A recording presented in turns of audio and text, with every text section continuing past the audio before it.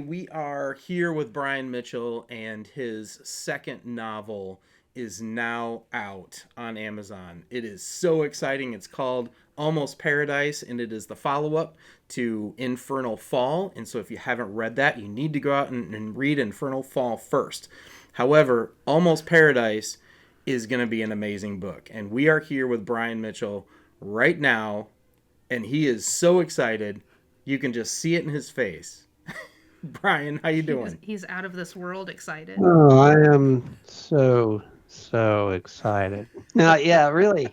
Yeah, I am excited for this book. I had so much fun writing Almost Paradise. It was like getting out of hell and letting my hair down, even though I don't have hair that to let down. I just got to cut loose. I got to cut loose and write a story, and it was so much fun. Let me tell you too. Reading this book, you have stepped it up, and there is some really intense, interesting, and exciting scenes. I think in Almost Paradise. And so, if you haven't gotten a chance to check it out, his series Infernal Fall and Almost Paradise, you have to do it because it will keep you up at night if you're not careful. It'll make you cry too.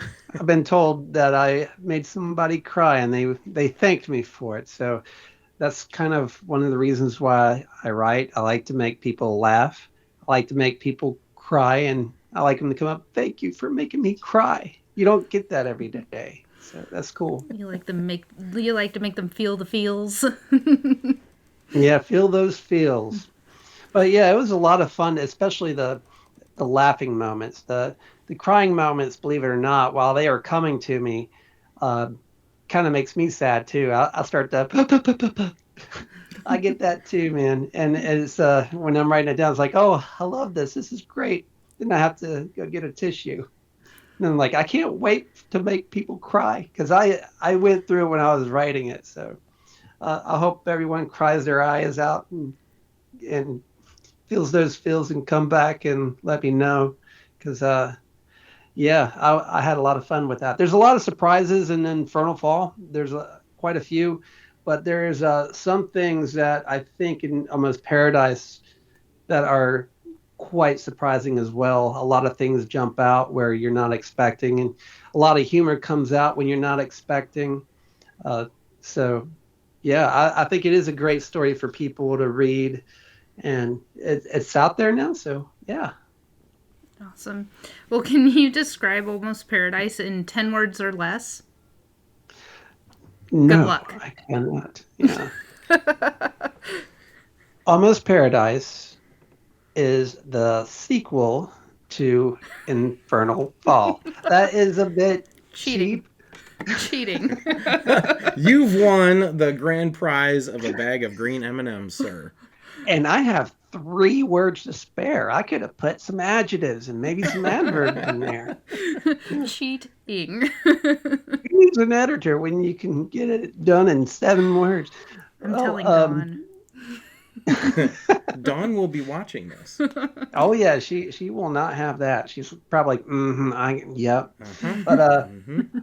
for those who don't know, Dawn is the editor. She helped out so much. And also Jamie Chavez, she was the developmental editor, and she kindly let me know where I was completely off base. And she got the manuscript where most people would say, what? What is this? But she enjoyed it, and she helped me with a lot of the issues I had. So Jamie's wonderful. Dawn's obviously wonderful. She worked really hard on this as well. Yeah. But truly, Almost Paradise in 3 words or less, or 10 words or less. Oh, goodness, 3 words might be easier. You could have some extras. Extras, extras.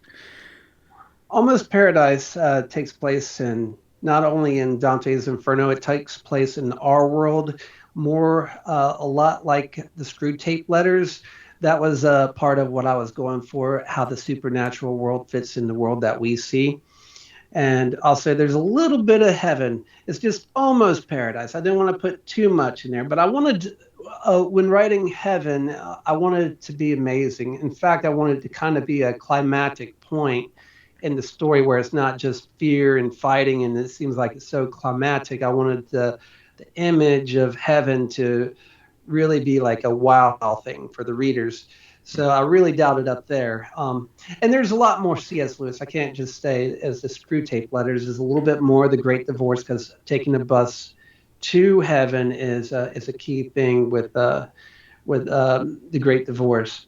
And that was a lot of fun to write. And there's a little bit of a joke in that, but I don't want to spoil it for the readers, even though I think it's just chapter 2, where Bo is at the bus stop and he's about to catch the bus on to heaven. That was a blast to write. And those who are my subscribers would know that I have a prequel out called No Place Like Home, where a man named Douglas Wyndon ends up going into hell. And in the previous editions for Almost Paradise, the man who Bo ends up meeting at the bus stop is Douglas. And I was leaving that name in there initially, but anyone who wasn't familiar with the story would be thinking, I need to remember this character Doug, because they would think that they might be running into him again later on. And it turns out it was just not a big enough part. So it's kind of like a secret little Easter egg that he's in there. And if you're hearing this, spoiler alert, but not really too much of a spoiler. But there's a whole lot more of that going on, especially with The Dark Knight, another free story I have for my subscribers as well. So, a couple questions here that kind of came to mind as we were talking. The first one is Infernal Fall is a very close relation to, or a modern day retelling in some aspects of Dante's Inferno. Can you tell us a little bit about Almost Paradise and its relationship to Dante's Paradiso? The closest relation is all about the Inferno. It's just that Purgatorio. I had set it up as just being the Purging Mountains, because that was something that I thought would separate hell from everything else. Also, I have in hell the stone skies, literally underground and all that. But I just wanted to let my hair down. So the only ties in Almost Paradise to Dante is just a little bit more of hell itself, because we follow a character through a little bit more through limbo and some other circles of hell. We get another character who was alluded to in Infernal Fall, and he has his own scene in this one, and it's a lot of fun. So that's where we get to meet our wayward stranger. I'll leave it at that. You'll know who I'm talking about when you read this story. It's a lot of people love this character. He's one of my favorites, and I'm thinking about writing more stories with him in it. But that's for another time. Speaking of characters, I want to talk a little bit about Charles, because a lot of our readers, even though he's a demon, they didn't necessarily connect with Charles, but they liked him as a character. He was an interesting, snide, snarky character in Infernal Fall. So in Almost Paradise, he is quite literally finding his feet in a new location. And where is that? He's here in the spirit world. So what happens with Charles is he in hell he realizes his humanity. He identifies as a demon, although he's a man who died and went to hell, and he wants to feel less pain, and by feeling less pain he wants to become less human and loses his humanity. And Daniel kind of brings that all back. He brings back all the feels. We were talking about feels earlier. He starts remembering his humanity because Daniel's alive and he has the Holy Spirit with him. He hasn't abandoned hope.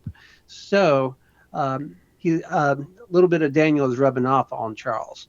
But in the end, Charles has his own goals. There's some things that take place that causes him to revert back to his old self. And in the end, he's given a new task. And that task is alluded to in the book, but we don't know exactly what he's doing other than going topside. I think that's the words that were used in the actual book. But going topside for demons in hell is actually returning to the earth in the form of spirits, being a part of the spirit world. So they can see us, we can't see them. And Charles is supposed to be influencing people in the spirit world, most namely Daniel, because they have a special plan set aside for Daniel. Uh, there's some other characters that are involved with that, but they believe that Charles would be a great help to them. Do you want to tell us a little bit about what you enjoyed most about writing this Christian horror, supernatural, paranormal? And then I want to know a little bit about what makes this genre a legitimate genre. Especially in the Christian market. Because that's tough. Writing a book on hell in the Christian market is just it's gonna ruffle some feathers. You're gonna have some people, and publishing the book, writing the book, you have to be very careful and sensitive to some readers. But go ahead. Sorry about that. These are loaded questions. Absolutely. These are important questions, and they are. The thing is, we face evil every day. Not every day. I mean, a lot of times for me, it's taking my kids to school and going to the grocery store, getting gas, checking the news, seeing what's going on. So, having an eye on things. But every now and then, we're faced with something that's difficult to face. We're hearing things that we don't want to hear. Maybe someone's cussing and losing their mind across the street or in the grocery store. And how do we handle that? Sometimes we just kind of stay away from it. We don't want to deal with it. And a lot of times that's the better thing to do. Otherwise, you might end up having to deal with violence or more drama. And I think with these kinds of dark stories, I think it kind of helps us prepare for the dark side that's out there, because we are made of light. I mean, I tell people this all the time, and I mean, I'm going to say it until I run out of breath. We are bioluminescent. We can't see that we're glowing, but we're actually glowing a little bit, and we glow more in the afternoon than any other time of day. And we are meant to shine. I mean, we are made of light. We're supposed to help other people see their way through the darkness. So if people are in a dark mindset and we have stories that are in these dark places and they have the themes that will help them find their way out of the darkness, I think that's a crucial thing. We are meant to go out among the wolves. And writing a story in a dark place is probably one of the safest ways to teach people on how to handle a rabid wolf that's seeking to devour them. And also, it's just you shine brighter when it's darkest, and that's what I want to do. I want characters that shine really bright, and one thing that we can do to make characters shine brighter and show how brightly we can shine, even when we feel like we're heathens, like Daniel's no saint, but he has moments where he really shines, and that's because he's in a dark place. And the people in those dark places, the characters that I have around Daniel at these times, they're affected by him in a positive way, even though they're already in hell, and maybe they could take the best, maybe not. Charles, as an example, good influence on him. Now, my dad and my mom, and I would tell my kids too, to avoid characters like Charles. You don't want them in their life. They're going to drag you down. But if you raise your kids right, what your kids are going to do, what you can do, your grandparents or anybody else, they can say wise things. They can say things that are filled with truth. And those bad people, those bad influences, they'll go home and they're going to think about those things you said, things that the way you handled things. And it's going to have a positive effect on them. It might not have a lasting effect, but at least around you, you'll see a change in them. And that's one reason why I think stories like this are important, because Yeah, there's darkness, and maybe not everybody wants to read a story that takes place in hell. They don't want to read a story about a house that's haunted or a child that's demon possessed. Those are too much, and some people have anxiety and they don't want to handle that. And if that's the case, yeah, there's other stories you can read. But those of you who are curious and want to have a look, there's no harm in it. And in these Christian stories that are dark, we don't try to just write things that are provocative for no reason. I don't have cussing in my stories because it's not necessary. I like the challenge of writing something that feels real without having all the foul language involved. And as far as gratuitous violence, I don't try to look for ways to get around it, but there's more going on than just the violence. There's the feeling, there's the emotions. So there's not so much imagery that needs to be stuck in a person's mind to haunt their dreams. So, yeah, I think what I find compelling about Almost Paradise a lot, actually. I love the comedy that came to me while I was writing it, and the surprises. The surprises are really cool. Some of them I saw coming because I already knew what I wanted to do with some of these things, but some of them I did not see coming, and those are always fun. Well, something you mentioned, Brian, that was like really important, I think, when you're talking about that shining that light in the darkness. There's a lot of people out there that have been through darkness, and they need somebody to reach in and pull them out of there. And that means, for Christians, some of us Christians, getting our hands dirty. And so we cannot, all of us, say that we grew up with this incredible, easy, I guess I would say, background. There are things in our lives and others' lives that they don't necessarily relate to the fluffy bunny approach to writing, and they need something deeper. They need something more compelling that's going to speak to them to where they are. And I think that's an awesome example of the purpose that you have in writing your books is drawing people out of that darkness and bringing them into the light where they are. And sometimes we have to go and get them out. Otherwise, they can't see us. Mm-hmm. Well, and I like that one TikToker that featured your book, Infernal Fall. She talks about dark Christian fiction all the time, and one of the things that she talks about is that it's not to glorify the darkness, it's to glorify the Lord from the darkness.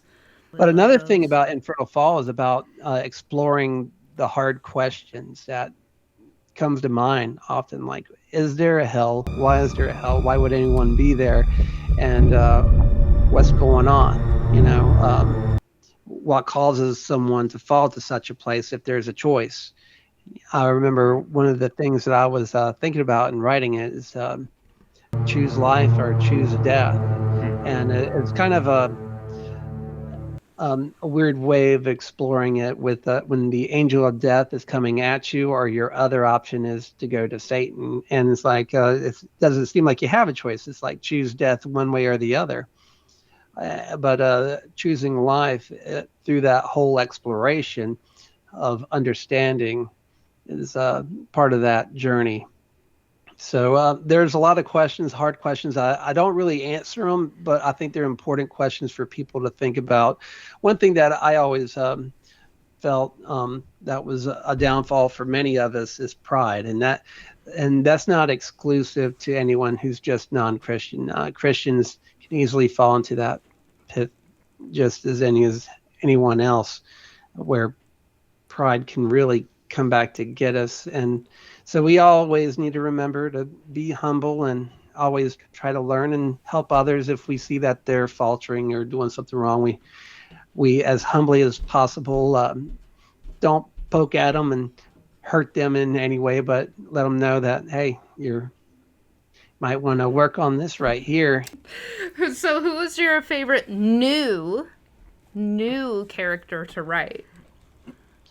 Oh man, my favorite new character, uh, it has to be Emma. I mean, Emma was so fun to write, and I don't want to give too much away about her, but she just has a bit of spunk about her, and she has a way with getting things done. So I'll say that. I don't want to give away anything. You guys will find out soon enough, but Emma is a wonderful character in Almost Paradise. Probably my the other one I have to say, and I don't even want to say it because it's so much later when we find out actually who that is. But yeah, there's another particular character that likes to follow Christine around that we get to learn about in this book, and I love that character so much. I might do a standalone spin-off story just for that character. So, last question. What do you want your readers to take away from Almost Paradise? Well, I want them to feel like they were not just entertained, but I hope they feel somewhat enlightened by what they read. I think that's the easiest answer I can give. But also, I just want them to trust me and feel like they're going to want to see whatever I put out next. I've heard that from a number of people who they want more. They want to see what I put out next, and that's always nice to hear. But earning the trust, they leave feeling like they trust me and like, yeah, I want to see what he writes next. I want to read whatever it is. I don't care if it's titled How to Tie Your Shoes. I want to read it. So I want to, I really want to earn the trust of all my readers and leave them wanting whatever comes next. Yeah.